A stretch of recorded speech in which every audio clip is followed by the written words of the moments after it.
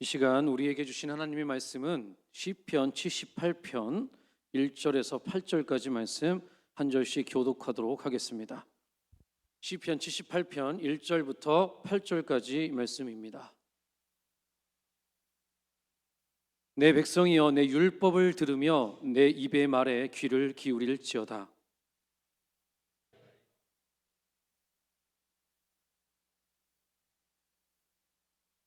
이는 우리가 들어서 아는 바요 우리의 조상들이 우리에게 전한 바라.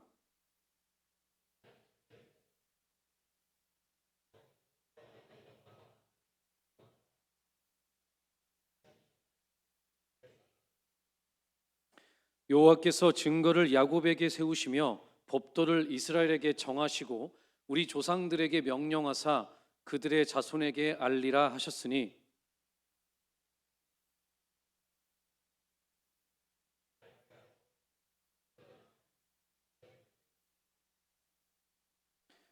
그들로 그들의 소망을 하나님께 두며 하나님께서 행하신 일을 잊지 아니하고 오직 그의 계명을 지켜서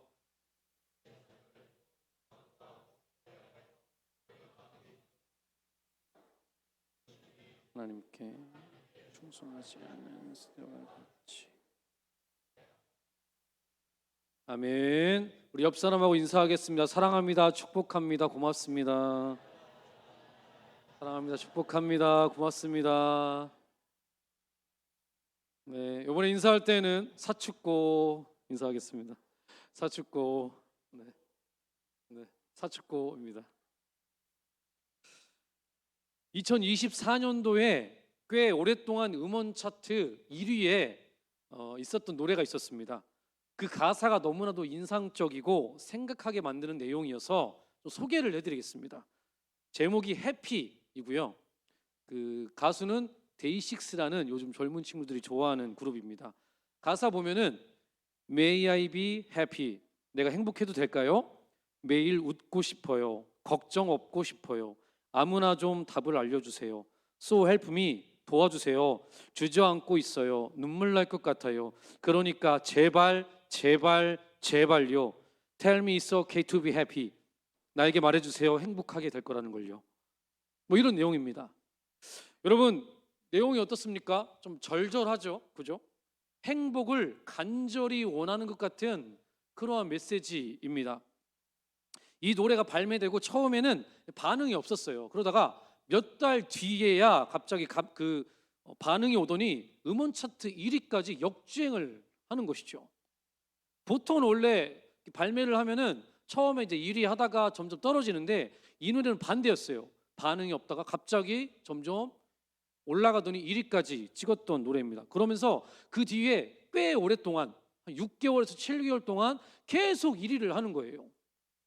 저도 계속 1위를 하고 있는 노래가 너무 궁금해서 한번 들어봤는데 바로 이런 내용이었다는 것입니다.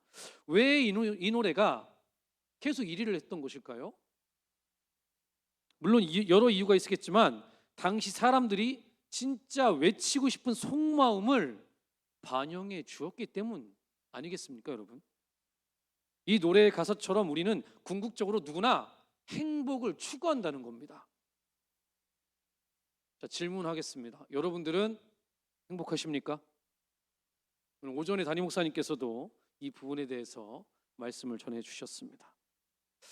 이 질문은 기독교인들에게도 해당되는 질문입니다.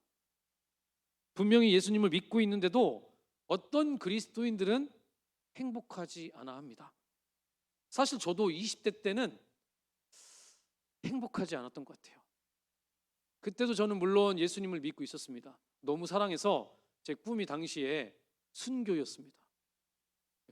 예수님을 위해 죽어보자, 그런 마음으로 교회를 다녔고 또 신학교도 갔던 그런 것이었거든요. 그런데 이상하게 제 안에 행복이 없는 거예요. 예수님을 제가 뜨겁게 사랑하고는 있는데 그럼에도 불구하고 제가 행복하지가 않았습니다. 심지어 삶이 좀 지겹다, 그런 생각까지 들었습니다. 사실 성경의 역사를 보아도 믿음의 조상들 모두 다 행복하고 기쁜 삶을 살았던 것은 아닙니다. 일단 구약 성서의 유명한 인물인 야곱을 한번 생각해 보십시오, 여러분. 야곱은 하나님을 향한 믿음을 가지고 있었던 사람이었습니다. 정말 사랑했지만 그는 박복한 삶을 살았던 사람이었습니다. 처가살이를 20년을 했죠. 생각만 해도 끔찍하지 않습니까? 네. 그 장인의 눈치를 보는데 그 눈치를 20년 동안 본 거예요. 그리고 장인이 정직한 사람이었으면 몰라도 계속 사기를 치는 거예요. 그러니까 이게 얼마나 힘들었겠습니까? 얼마나 힘들었으면 이 야곱이 몰래 야반 도주를 합니다. 도망가는 거예요. 그렇게 어렵게 독립을 했는데 또 친형이 자신을 쫓아오는 거죠. 죽이겠다고 쫓아옵니다. 왜냐하면 옛날에 이 야곱이 친형한테 뭐 했죠? 사기를 쳤었으니까요. 거기에 대한 복수로 친형이 지금 따라오고 있습니다. 약복 강가에서 혼자서 모든 짐을 다 짊어지고 우울하게 앉아 있습니다. 이런 야곱이 행복했을까요? 그렇지 않았다는 것이죠. 또한 우리가 잘 알고 있는 선지자 엘리야도 마찬가지입니다. 그는 하나님을 향한 믿음을 가지고 있었던 사람이었죠. 얼마나 믿음이 좋았으면 바알과 아세라 선지자들과 영적 혈투에서 승리할 수 있었겠습니까? 그런데 이상하죠. 그 기라성 같은 선지자와 하나님 앞에서 그는 절망하면서 하나님, 나 그냥 죽여주십시오. 나 더 이상 못 살겠습니다. 그냥 대자로 누워서 그냥 배를 째는 거죠. 저 죽고 싶어요. 못 살겠어요. 왜 그랬겠습니까? 행복하지가 않은 거예요.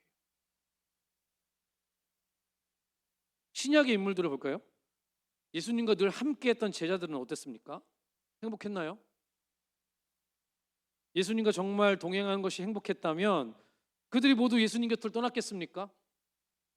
그들은 예수님께서 행하시는 기적을 직접 눈으로 보았던 사람들입니다. 그리고 예수님의 가르침도 들었죠. 그럼에도 불구하고 그들은 역시 행복하지 않았습니다. 일단 야고보와 요한을 비롯한 제자들끼리 예수님 좌편에 우편에 서기 위해서 경쟁하며 싸웠죠. 또한 옥합을 깨뜨려 예수님께 부어드린 여인을 책망했던 가룟 유다는 예수님께 꾸지람을 듣자마자 대제사장들에게 가서 예수님을 팔아넘기기 위해 흥정을 시작합니다. 행복했다면 그런 행동을 하지 않았을 거라는 거죠. 아니 도대체 왜 이들은 행복하지 않은 걸까요? 예수님을 믿고 있고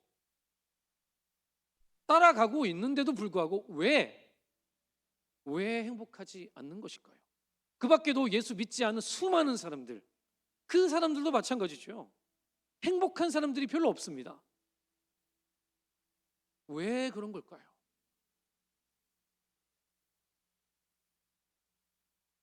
오늘은 그 시편 78편의 말씀을 통해서 우리가 행복한 삶을 살기 위해서는 도대체 어떻게 해야 하는지 그 부분을 좀 함께 나누고자 합니다.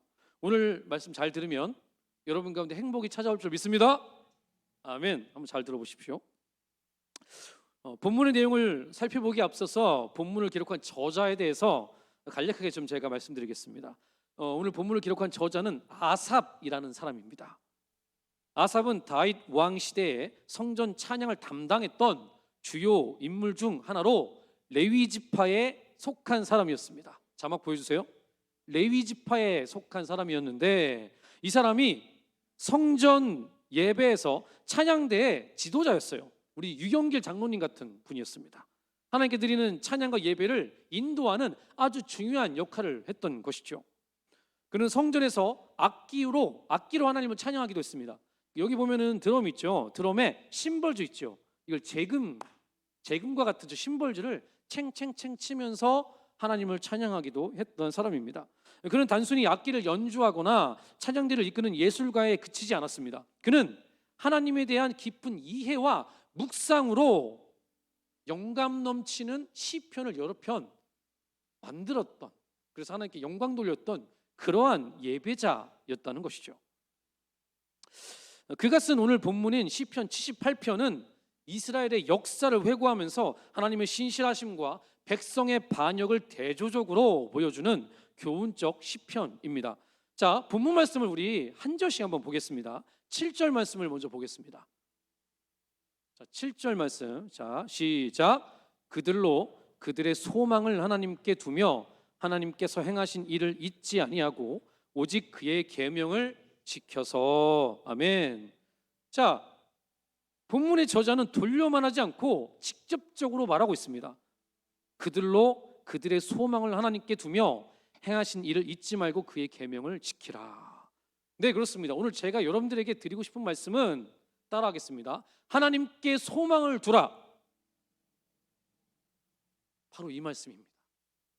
여러분, 우리가 행복하지 않은 이유는 다른 곳에 소망을 두기 때문입니다. 우리가 예수님을 믿어도 교회를 다녀도 내 소망이 다른 곳에 있기 때문에 행복하지가 않은 것이에요. 다른 곳에 소망을 두다 보니까 그것이 이루어지지 않고 성취되지 않고 내 뜻대로 되지 않기 때문에 내 마음속에 불안과 아픔과 상처와 고통이 있는 겁니다. 근데 어떤 분들은 제가 이렇게 말하면 이렇게 반문하실 겁니다. 아이, 목사님, 그거 모르는 사람이 어디 있어요? 하나님께 소망 두는 거 당연한 거 아니에요? 그 교회 다니는 사람은 당하는데? 그 뻔한 얘기를 하십니까? 라고 말씀하실 수도 있다고 봅니다. 사실 저도 그럴 걸 알고 있습니다. 저도 그랬으니까요. 하나님께 소망을 두어야 한다는 말을 많이 들었고 저도 하나님께 소망을 두고 싶었는데 크게 안 되더라는 거죠. 그렇게 노력하고 발버둥 쳐도 안 되더라는 겁니다. 여러분들은 잘 되십니까? 내가 전적으로 모든 소망을 하나님께 두는 거 그게 정말 잘 되십니까? 안 되니까 또 얘기하는 거예요. 저도 잘 안 돼요. 목사인 저도 그게 잘 안 되더라는 거죠. 제가 20, 30대 때 신학생이고 전도사였잖아요. 그래가지고 좀 신실한 종이 되고 싶어서 얼마나 기도하면서 하나님 앞에 울면서 도와달라고, 내가 하나님께 소망을 두고 싶다고 그렇게 기도를 했는데 죽어도 안 되더라는 거죠. 그러면 어떻게 하라는 겁니까? 자, 일단은 우리가 그 이유를 알아보고 어떻게 하면 좋을지를 같이 한번 살펴봤으면 좋겠습니다. 자, 물리학에서 관성의 법칙이라는 게 있어요. 아이작 뉴턴의 운동 법칙 중에서 첫 번째 법칙입니다. 이 법칙은 물체가 외부에서 힘을 받지 않으면 그 물체는 계속해서 현재의 운동 상태를 유지하려는 그러한 원리입니다. 그러니까 예를 들어 물체가 정지해 있어요. 그러면 이 물체는 계속 정지하려고 합니다. 그리고 이 물체가 또한 반대로 움직이고 있으면 그러면 그 움직이는 대로 계속 움직이려고 이 물체는 그 움직임을 유지하려고 한다는 겁니다. 쉽게 설명을 해볼게요. 이제 자동차가 있어요.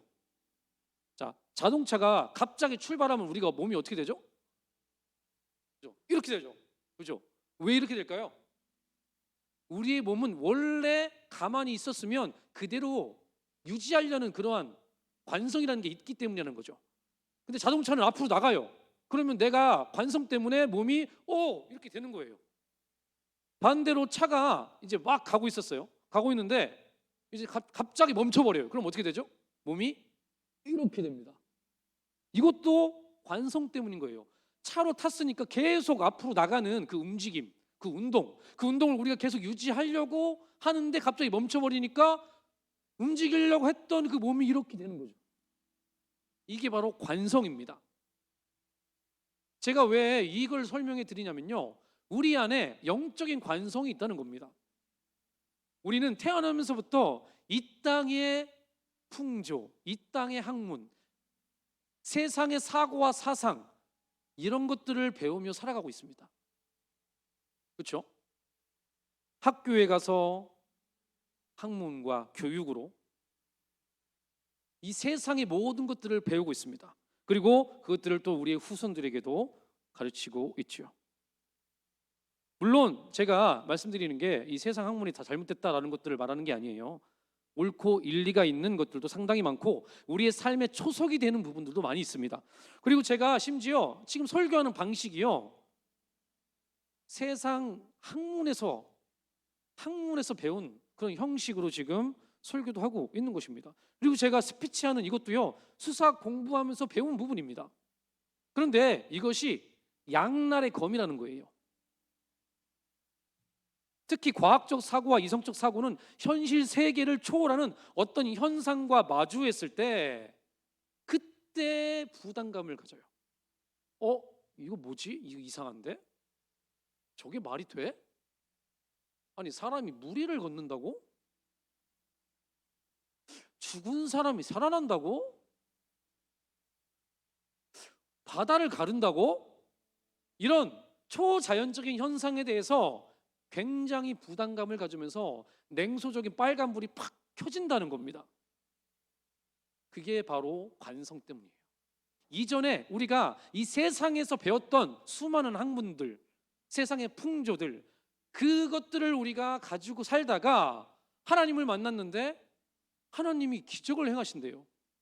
무리를 예수님께서 걸으신대요. 죽은 자가 살아난대요. 이게 말이 되나? 관성의 법칙에 의해서 우리가 그런 생각을 한다는 것이죠. 그래서 우리가 창조주 하나님께 소망을 두기가 어려운 겁니다. 관성에 의해서 살기 때문이죠. 자, 그런데 여러분, 이 관성을 반대 방향으로 바꾸는 방법이 있어요. 그게 뭘까요? 반대 방향의 힘으로 밀어붙이는 거예요. 반대적인 힘이 필요한 거예요.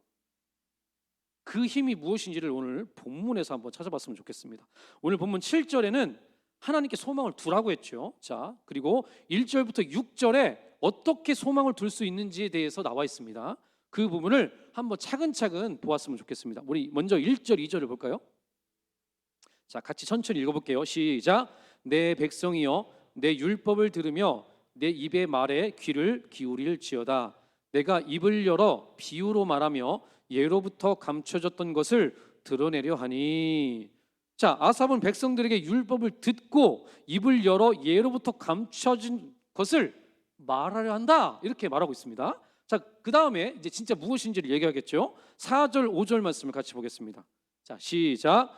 우리가 이를 그들의 자손에게 숨기지 아니하고 여호와의 영예와 그의 능력과 그가 행하신 기이한 사적을 후대에 전하리로다. 여호와께서 증거를 야곱에게 세우시며 법도를 이스라엘에게 정하시고 우리 조상들에게 명령하사 그들의 자손에게 알리라 하셨으니. 아멘. 자, 4절 5절의 핵심은 여호와께서 행하신 기이한 역사를 전하고 그 증거를 세우시고 법도를 정하시고 이를 누구에게 알리라? 자손들에게 알리라, 이 말씀입니다. 쉽게 말하면 여호와의 뜻과 행하신 위대한 일을 알려줘라. 야, 하나님이 이렇게 행하셨어. 우리 백성들이 이렇게 일하셨어. 이거를 알려주라는 말입니다. 그죠? 자, 6절을 한번 보겠습니다. 자, 시작. 이는 그들로 후대 곧 태어날 자손에게 이를 알게 하고 그들은 일어나 그들의 자손에게 일러서 또 동일하게 말합니다. 후대 곧 태어날 자손에게 알려라. 자, 따라하겠습니다. 알려라. 뭘요? 하나님이 행하신 일. 즉 하나님을 알려라. 하나님이 어떤 분인지 알려라라고 말하고 있다는 거예요. 결국은 무엇입니까? 후손들이 하나님께 소망을 두기 위해서는 우리가 무엇을 알려야 한다고요? 하나님이 행하신 일, 즉 하나님이 어떤 분이신지를 전해 주어야 한다는 거예요. 그거를 알려야 하나님께 소망을 둘 수 있다는 말입니다. 다시 말해서 하나님께 소망을 두기 위해서는 하나님을 아는 것이 중요하다, 바로 이 말이라는 것이죠. 자, 여러분 생각해 보십시오. 성경에서 야곱이 언제 마음이 편안해지고 행복해졌나요? 자, 아까 제가 어디까지 말씀드렸죠? 약복나루에서 혼자 우울하게 어떡하지? 그러고 있었죠. 그죠? 그때 하나님의 천사가, 하나님이 딱 나타나서 야곱하고 뭘 합니까? 씨름을 합니다. 씨름을 하는 거예요. 하나님과 몸을 섞어서 막 씨름하고 막 부여잡습니다. 그리고서 하나님이 야곱에게 새로운 이름을 주어줘요. 그게 뭐죠? 이스라엘입니다. 하나님과 겨우 이긴 자. 야곱은 그제서야 진짜 하나님을 아는 거예요. 하나님을 징하게 겪고 밤새도록 하나님께 씨름하면서 하나님 아니면 난 죽습니다. 그 하나님을 깊이 경험하는 거예요. 그 하나님을 경험하니까 그 다음에 그가 어떻게 되죠? 담대하게 그리고 겸손하게 자기의 형을 마주하는 거예요. 자기를 죽이기 위해 눈을 부리뜨고 병사들을 데리고 와서 자기를 마주한 그 형님을 겸손하면서도 당당하게 마주하는 것이죠. 그러자 형과의 갈등이 해결되고 행복이 찾아오는 것입니다. 하나님을 진짜 알게 됐을 때 야곱은 진정한 행복을 찾을 수 있었다는 것이죠. 여러분, 엘리야는 언제 회복되었습니까? 아까 엘리야가 너무 힘들어서 그 로뎀나무 아래에서 하나님 저 죽을 거예요. 죽여주세요. 못 살겠습니다. 그랬죠. 그때 하나님이 그 다음에 어떻게 하셨나요? 이후에 물과 떡을 주시고 나중에는 하나님이 이렇게 말씀하십니다. 야, 내가 하사엘, 예후, 엘리사를 통해서 네가 지금 스트레스 받고 있고 이해할 수 없었던 아합 왕조를 무너뜨릴 거야. 이렇게 말씀해 주십니다. 그리고 너와 같이 바알에게 무릎 꿇지 않은 7,000명의 사람들을 예비했다. 그때 엘리야의 막힌 것이 뚫어져요. 엘리야는 사실 그 우울했던 이유가 그거였어요. 아무리 우상 숭배하는 바알과 아세라 선지자들을 죽였어도 그 우두머리들이 멸망하지 않는 거예요. 아합 왕조가 무너지지 않는 것이죠. 그게 이해가 안 되는 거예요. 그랬을 때 하나님이 하나님의 뜻을 제대로 알려주는 거죠. 즉, 이 엘리야는 하나님의 뜻을 제대로 알게 된 것입니다. 하나님을 알게 된 것이죠. 하나님은 이런 분이구나. 하나님은 다 계획이 있구나. 내가 내 생각대로 그냥 판단해서는 안 되는구나. 그 하나님의 뜻을 알고 신뢰할 수 있게 된 것이죠. 여러분, 예수님의 제자들도 마찬가지입니다. 그들이 언제 마음이 바뀌었죠? 언제 그들이 행복을 누렸나요? 예수께서 십자가에서 죽으시고 부활하신 다음에 하나님의 그 복음을 이해했을 때, 하나님의 뜻을 제대로 알았을 때, 그때 그들이 비로소 행복해졌던 것입니다. 그들은 모든 것을 버리고 그리스도의 복음을 증거하기 위해 자신의 인생을 드렸죠. 야고보는 복음을 전하다가 최초로 순교하는 그런 영광을 누렸고요. 또한 사도 요한은 끝까지 생존하여서 하나님의 계시를 받아서 위대한 요한계시록과 요한복음, 요한 1서를 요한 2서, 요한 3서까지 기록한 그런 하나님의 귀한 사도가 되었습니다. 여러분, 이 사람들의 공통점이 무엇이죠? 하나님을 알게 된 것입니다. 알게 된 것이라는 거죠.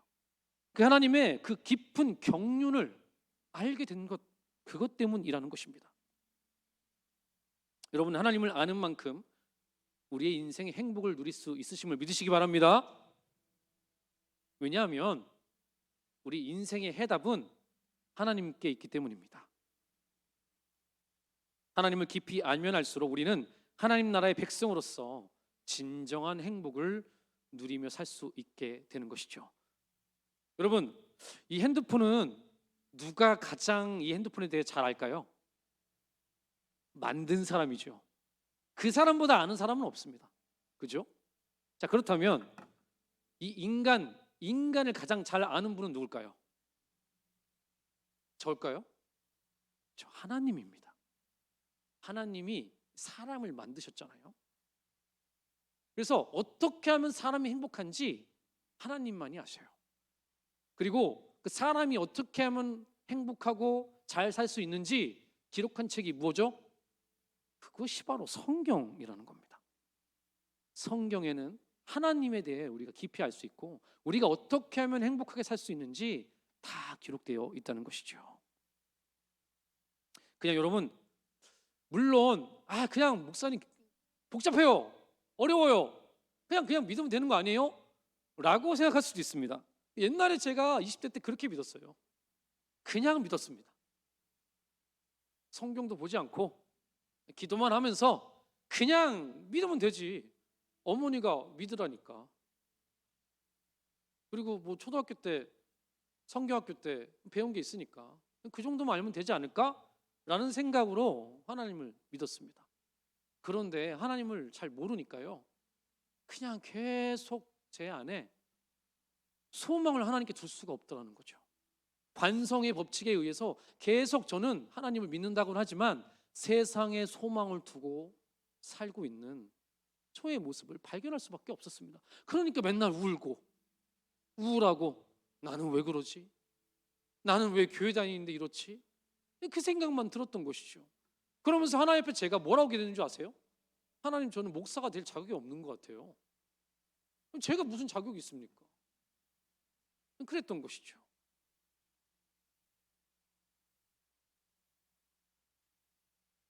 그런데 제가 언제부터 변화됐냐면, 목사가 되고 설교를 좀 제대로 하고 나서부터 인생이 바뀌기 시작했어요. 설교를 해야 되잖아요. 그러면 전에 봤던 성경 정도의 수준으로 성경을 보면 안 돼요.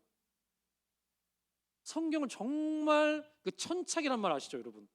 천착해야 되더라고요. 이 천착이란 말이 막 땅을 막 판다는 뜻이거든요. 깊게 판다. 그러니까 성경을 깊이 파서 계속 묵상하고 연구해야 된다, 그런 뜻이거든요. 그러니까 성경을 천착하지 않으면 설교를 할 수가 없는 거예요. 그러니까 이게 성경을 계속 연구하고 삶에 적용을 하다 보니까 하나님을 알게 되는 거예요.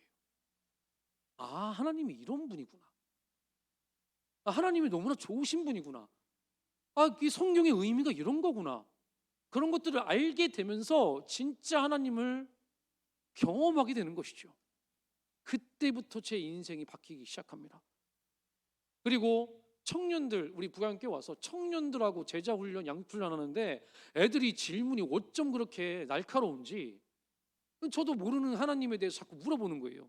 그래서 그 부분 가지고 계속 연구하고 공부하고, 그러면서 해소가 되고 청년들과 계속해서 토론하고, 그러면서 막혔던 것들이 다 뚫어지고, 하나님 이런 분이구나. 그 하나님을 깊이 알게 되면서 제 안에 행복이 찾아오기 시작했습니다.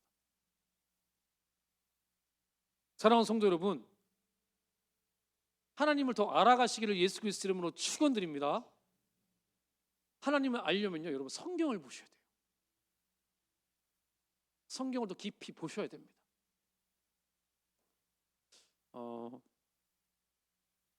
지금 현재 우리 교회에서 성경 공부가 하나가 있는데, 수요일 날에 셀 강사 성경 공부를 하고 있습니다. 근데 셀 강사 아니어도 오셔도 됩니다.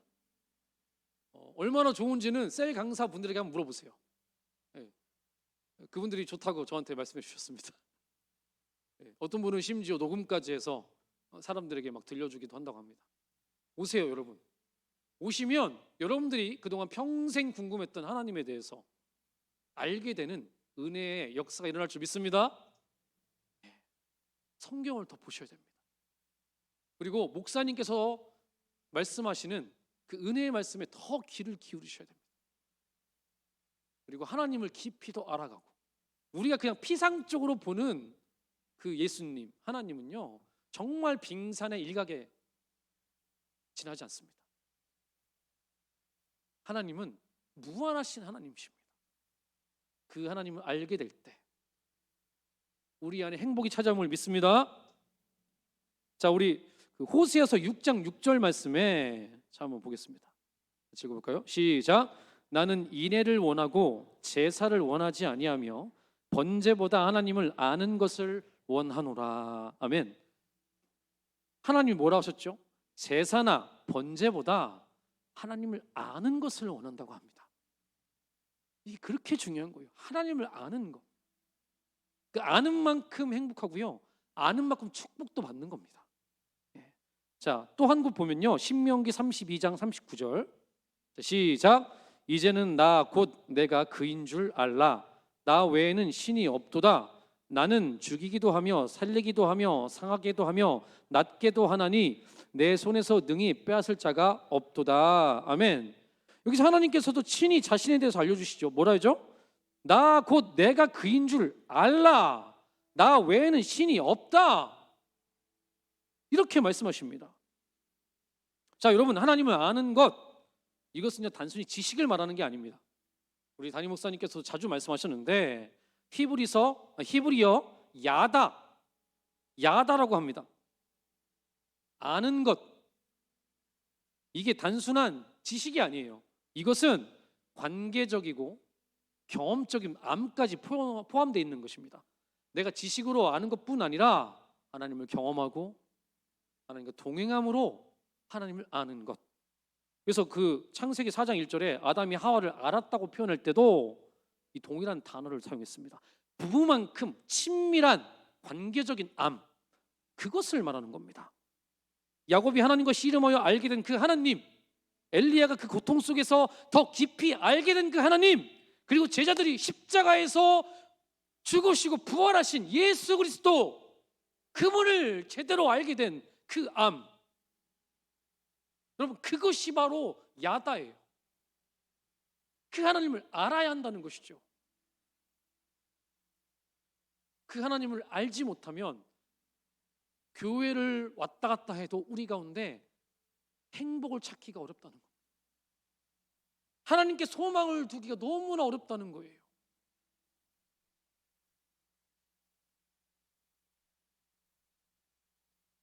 여러분, 성경을 보시기를 예수 그리스도 이름으로 축원드립니다. 그래서 하나님을 더 알아가시기를, 야다하시기를 예수 그리스도 이름으로 축원드립니다. 자, 여러분, 간증 하나 해드릴게요.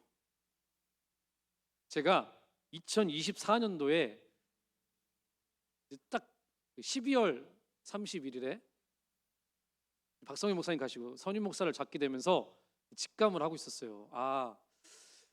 전담 사역자가 저 혼자, 저하고 이현희 전사님, 그때는 2명밖에 없구나. 이거 쉽지 않겠다. 고난이 찾아오겠구나. 그런 생각을 하고 있었을 때였습니다. 그리고 박사 과정도 제가 시작했잖아요. 그래서 월요일 날 쉬는 날이 없었습니다. 장난 아니겠는데. 청년부, 교육부서, 장년부, 장난 아니겠구나. 이런 생각을 가지고 있었을 때 12월 31일에 이제 말씀 카드 뽑잖아요. 이걸 착 뽑았어요. 그런데 어떤 말씀이었냐면 요한복음 16장 33절 말씀이었습니다. 같이 한번 읽어볼까요? 자, 시작. 이것을 너희에게 이르는 것은 너희로 내 안에서 평안을 누리게 하려 함이라. 세상에서는 너희가 환난을 당하나 담대하라. 내가 세상을 이겼노라. 아멘. 제가요, 어떤 말씀은 보였냐면요, 전체적인 건 안 보이고 환난을 당하나 이것만 보이는 거예요. 환난을 당한대. 그래서 제가 순간 이걸 뽑고 나서 본 다음에 다시 넣고 다른 걸로 바꿀까 하다가 그냥 넣었어요. 목사가 그러면 안 되잖아요. 성도들 다 보고 있는데, 그렇죠? 환난을 당한대. 큰일 났다 진짜. 나는 죽었구나. 이 생각을 처음에 했어요. 그런데 집에 가서 다시 이 말씀을 유심히 묵상을 해봤어요. 묵상을 하니까, 자, 환난을 당하긴 하는데 예수님이 이미 이겼다고 말씀하시는 거예요. 너 환난을 당하긴 할 건데 담대해도 돼. 내가 이겼거든.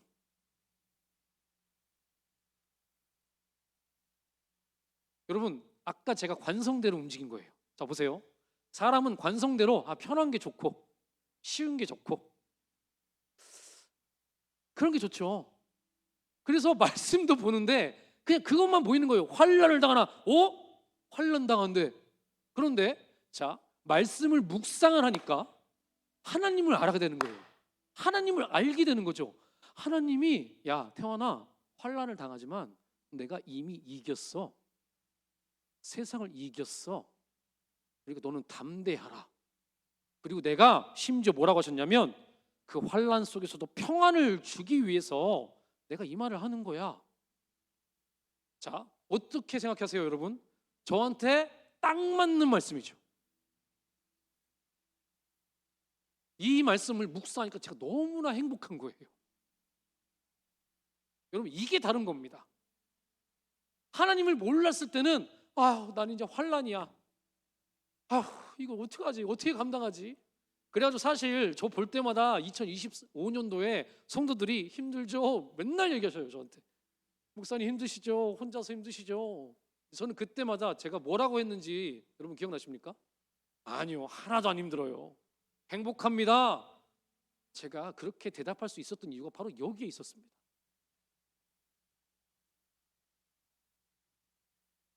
내가 세상을 이미 이겨노라. 담대하라. 내가 이것을 이루면 너에게 평안을 주기 위해서다. 여러분, 이게 바로 하나님을 아는 행복이에요. 하나님께 소망을 두는 기쁨입니다. 그 소망을 누리시기를 예수 그리스도 이름으로 축원드립니다. 그 행복을 누리시기를 예수 그리스도 이름으로 축원드립니다. 이것이에요. 여러분, 예수 믿어도 우리 삶은 여전히 비 오면 비 맞습니다. 아니, 우리 담임 목사님 하나님의 종이셔서 비 오면은 그 목사님 부분만 비가 안 오나요? 안 오나요? 물론 제가 가서 우산 씌워드리면 안 맞을 수는 있겠지만 똑같이 비 맞습니다.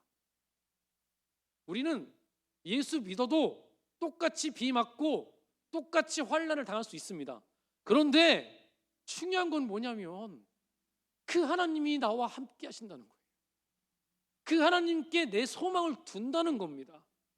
그 소망을 둘 때 우리가 진정한 행복을 누릴 수 있다는 것이죠. 사랑하는 성도 여러분, 하나님께 소망을 두시기를 예수 그리스도 이름으로 축원드립니다. 이것이 하나님을 아는 거예요.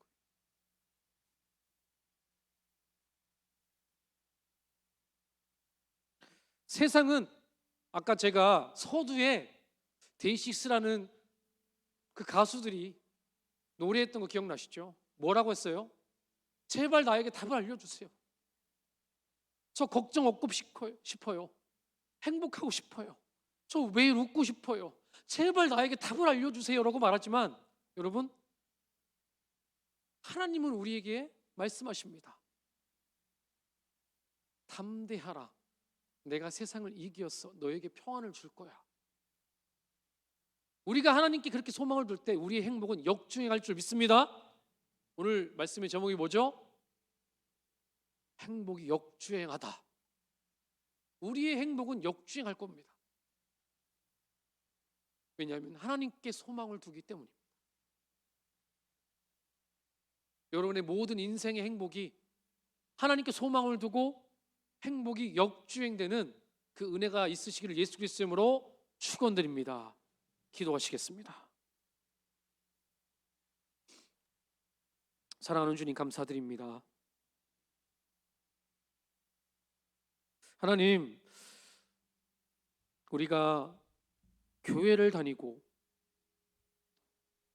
신앙생활을 하고 있음에도 불구하고 행복하지 않을 때가 너무나 많습니다. 그 이유는 우리의 소망이 다른 데 있기 때문이었습니다.